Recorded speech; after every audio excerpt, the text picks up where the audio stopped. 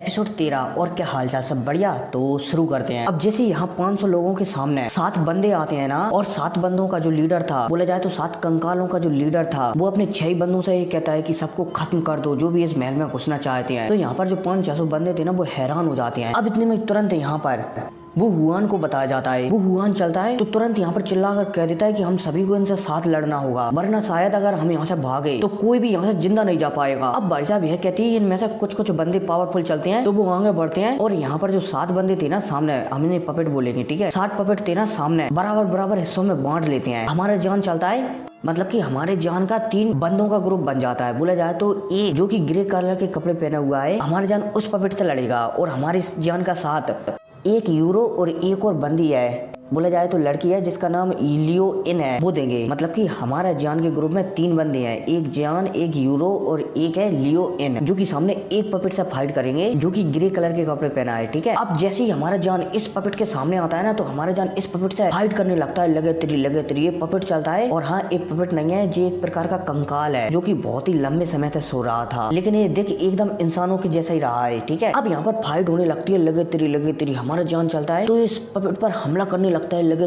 तेरी। अब जब ये पपेट हमारी जान को इस तरीके से हमला करते हुए देखता है ना, तो ये पपेट चलता है तो अपनी थंडर पावर से, बोला जाए तो बिजलियों की पावर से, एक तीर बनाता है और हमारी जान की ओर शूट कर देता है। अब जैसे हमारी जान इस तीर को आता हुआ देखता है ना, तो हमारी जान चलता है तो अपनी तलवार से इस तीर को बहुत ही आसानी से रोक लेता है। हालांकि इतने में हमारी जान की तलवार को भी बताया जाता है, जिस पर 23 कलर के रंग बिरंगे आग जल रही होती है। मतलब की हमारी जान की तलवार रंग बिरंगी लग रही होती है, ठीक है। अब इतने में सामने का एल्डर, बोला जाए तो पपेट चलता है तो ये अपनी मतलब की अपनी शक्तियों से लाइटनिंग अटैक बनाता है, और तेजी से जो हमारे साथ 2 लड़कियां थी ना, एक का नाम यूरो और एक का नाम लियो इन था। और हाँ, जो लियो इन है ना, इसके कंधे पर एक पक्षी रहता है, ठीक है, और ये पक्षी बहुत ही ज्यादा खास है, आपको आगे पता चलेगा इसके बारे में। अब यहाँ पर ये पपेट चलता है तो एक थंडर अटैक बनाता है और तेजी से इन दोनों लड़कियों की ओर शूट कर देता है। अब भाई साहब जैसे हमारा जान ये देखता है कि इन दोनों लड़कियों से ये अटैक टकराने वाला है, और अगर इन दोनों से ये अटैक टकराया तो शायद ये लड़कियां दोनों के दोनों बुरी तरह से जख्मी हो सकते हैं। इसलिए हमारा जान चलता है तो यहाँ पर अपनी मिल्की व्हाइट फ्लेम को बाहर निकालता है, बोला जाए तो सफेद कलर की फ्लेम को बाहर निकालता है और एक बैरियर बना देता है।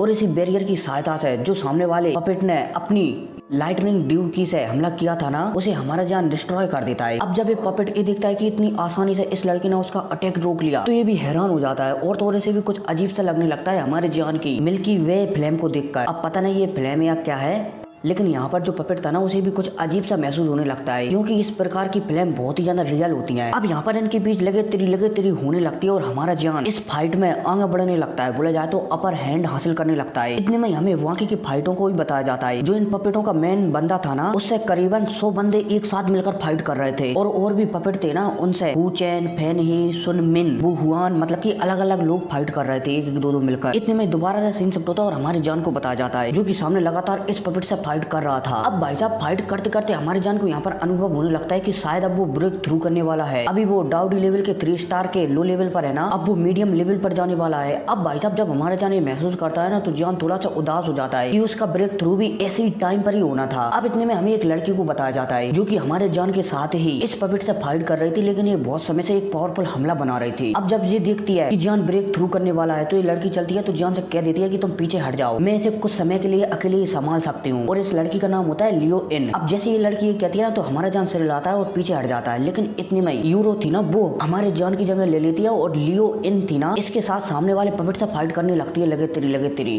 अब लियो इन, जो कि बहुत लंबे समय से जब हमारा जान इस पपेट से लड़ रहा था ना, तब से एक अटैक बना रही थी। लियो इन चलती है तो इस अटैक को इस सामने वाले पपेट की ओर शूट कर देती है, जिस वजह से यहाँ पर चारों तरफ बर्फ ही बर्फ फैल जाता है। और तो और जो सामने वाला पपेट था ना, इसके पैर भी बर्फ में धस जाते हैं, जिस वजह से यहाँ पर ये पपेट हिल भी नहीं पा रहा था। हालांकि ये इस बर्फ को तोड़ने की कोशिश करता है, लेकिन ये बर्फ बहुत ही ज्यादा अजीब था, बोला जाए तो एक क्रिस्टल बहुत ही ज्यादा अजीब थे, इसलिए ये पपेट इतनी आसानी से इस बर्फ को तोड़ नहीं पा रहा था। अब इतने में हमें लियो इन को बताया जाता है, जो कि इस अटैक को करने के बाद थोड़ी सी कमजोर लगने लगी है। लियो इन यहाँ पर समझ जाती है कि अब शायद वो आगे फाइट नहीं कर सकती, क्योंकि उसने अपनी अधिकतर एनर्जी इस अटैक में लगा दी है, जो फिलहाल की अभी हाल उसने इस पपेट पर किया था। इसलिए यहाँ पर अब लियो इन चलती है तो उसकी बची कुची जितनी भी एनर्जी है ना, सारी की सारी एनर्जी अपनी चिड़िया को दे देती है, जिस वजह से चिड़िया बड़ी हो जाती है। अब ये चिड़िया चलती है तो ये यूरो के साथ इस सामने वाले पपेट से फाइट करने लगती है।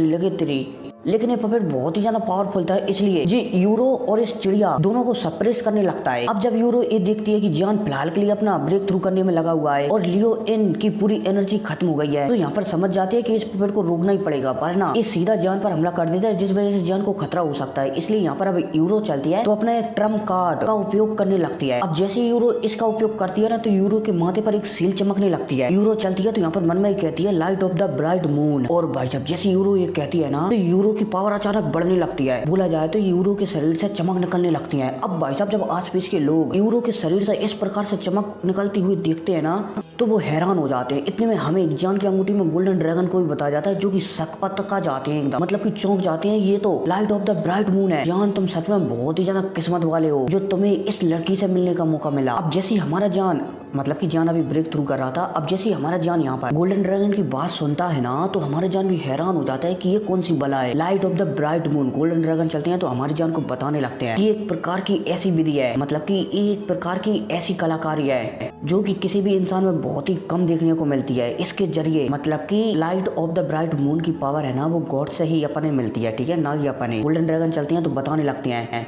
कि जिस किसी के पास भी light of the bright moon होता है ना, वो अपने पूर्वजों की पावर को ले सकता है। मतलब कि खैर मुझे भी समझ में नहीं आ रहा है, लेकिन कुछ ऐसा होगा यहाँ पर कि अपन किसी और की पावर का इस्तेमाल कर सकते हैं, ठीक है, light of the bright moon की सहायता से।